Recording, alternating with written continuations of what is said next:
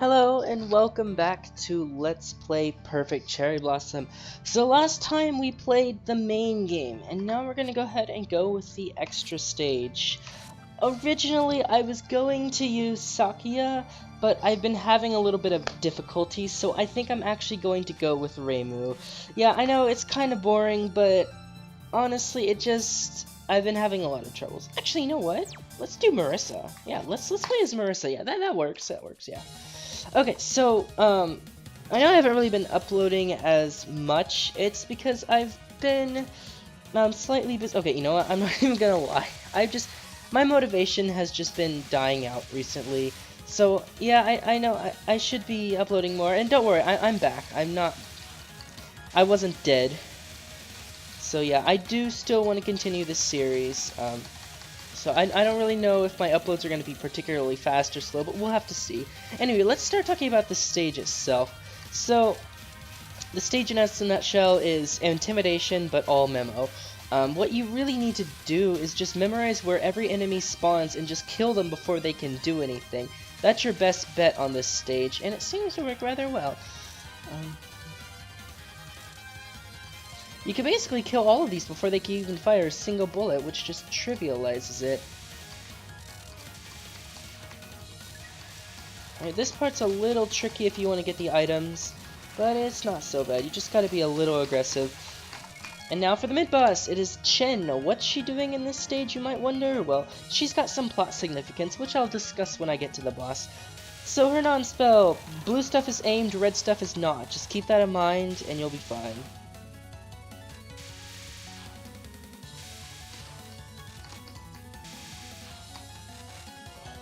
I'm gonna try to get like a cancel here, so I'm gonna time it down a bit. Alright, this spell. So you might want to stream this horizontally because, you know, most of the time when you stream stuff, you might be used to be just doing horizontally, except not with the forward focus shot and not on this spell. You actually want to do this vertically, because if you let this spell last for too long, it's gonna get really insane. So yeah, I would actually recommend not streaming it that way. Alright, so this spell is weird because she moves weird, but she has a set path, so you just have to memorize what she's going to do and where she's going to go, and use that to your advantage.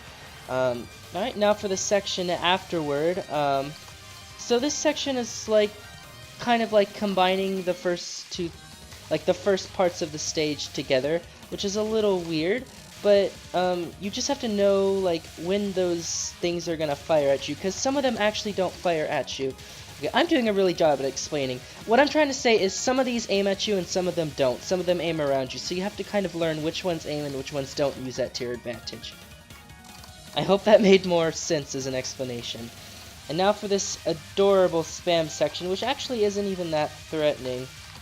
I'm trying to get a border here, but I guess I failed. Oh well. Anyway, then there's some like streaming stuff afterward.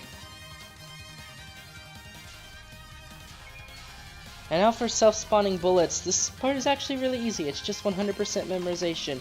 So kind of like go to the bottom, stream to the right, stream to the left, dash to the left, and then start streaming back to the right. And then I like to go to the kind of the middle rights, move to the top left, move to the bottom right, and then move left. Bam. And we have exactly 420 point items at the boss.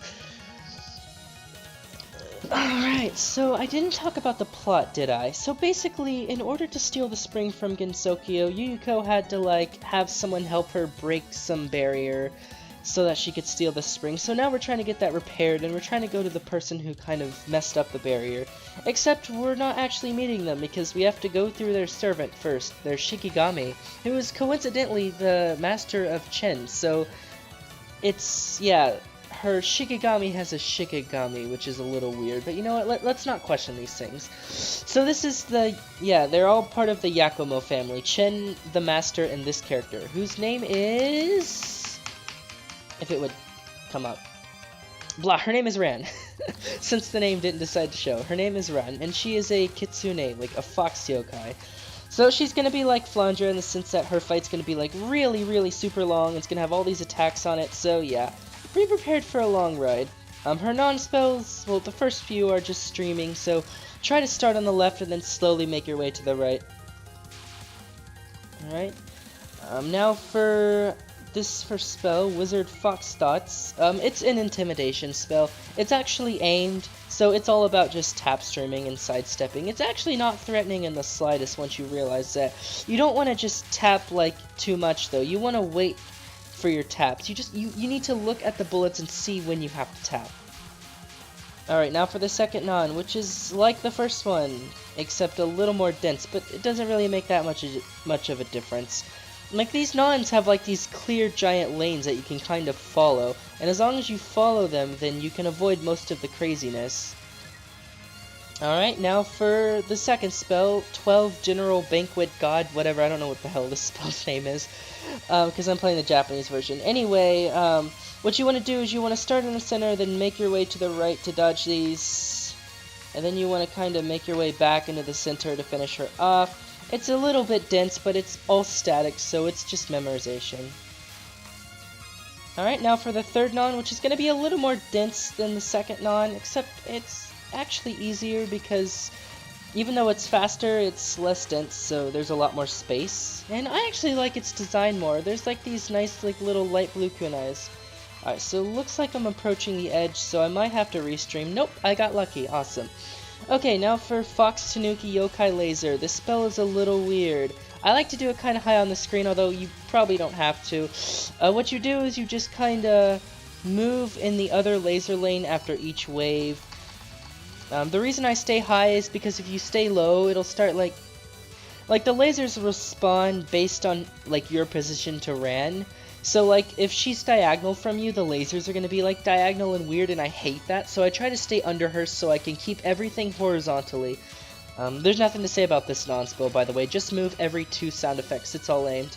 Alright, now for the hardest spell, and probably the most frustrating spell in this stage. This spell is AIDS, because it'll try to wall you. You have to be aggressive, but sometimes you just get these extremely bad situations, like in the take I just did with Sakia, and sometimes you just get situations where it's just like, what was I supposed to do?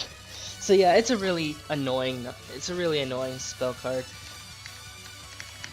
Alright, this non-spell she's no longer doing streaming nons. This non-spell is weird.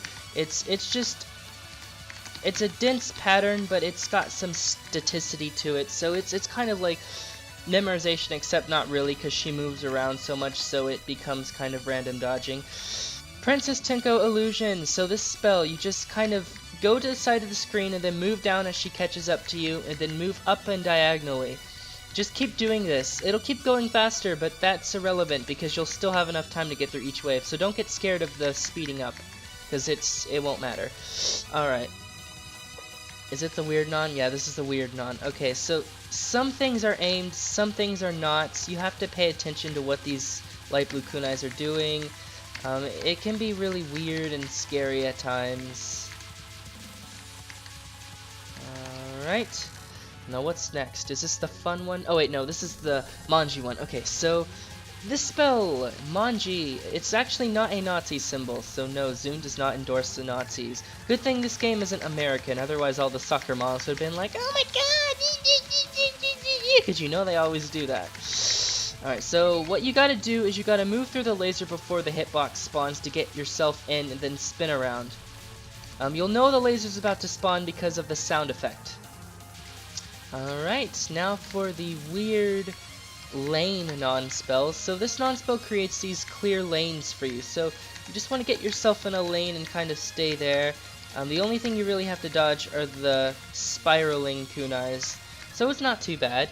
Now this is the fun spell. Yeah, I love this spell. It's really awesome. So what she does is she starts like curving bullets, and it gets a little weird, but it's kind of fun to dodge. Like, you might think like it's a little hard to dodge, but it's just fun. I don't know how else to say it. I enjoy it. I enjoy it quite a bit. Alright, now for the last non, which is basically like Flandra's last non, and since that it's just all streaming. Yeah, I don't know what is up with these extra bosses and their last nons just being tap streaming, although that's gonna change in the next game, trust me. Oh my god. Anyway, yeah, just stream. If you're a focus forward shot type, it might take like a million years to kill this off, so be prepared for that. Yeah, but since it's all aimed, it's not a threat at all, so it doesn't matter if it lasts forever. Alright, now Chen is going to join the fight because they're master and servant, and they have to work together. It's kind of cute. Chen actually isn't actually that threatening in this spell because her movement is weird and she doesn't really aim at you that often, so she's not even going to really be that much of a danger. The trick is to look at the spell circle she's about to spawn to so you can see the line, the directional path of her movement, so you'll know if she's going to collide with you or not. Most of the time she's not, so you're usually safe on that spell. Now for the timeout, which I like a lot more than Flandra's timeout. It's really weird, but it's actually kind of cool. So you get stuck in this spinning wheel of lasers. They're not actually lasers, they're just arrows stretched out. So you get stuck in this like little thing and you have to like move around with it. And it's kind of nice. The movement of this is static, and I believe it changes based on where you start the spell, which is kind of weird.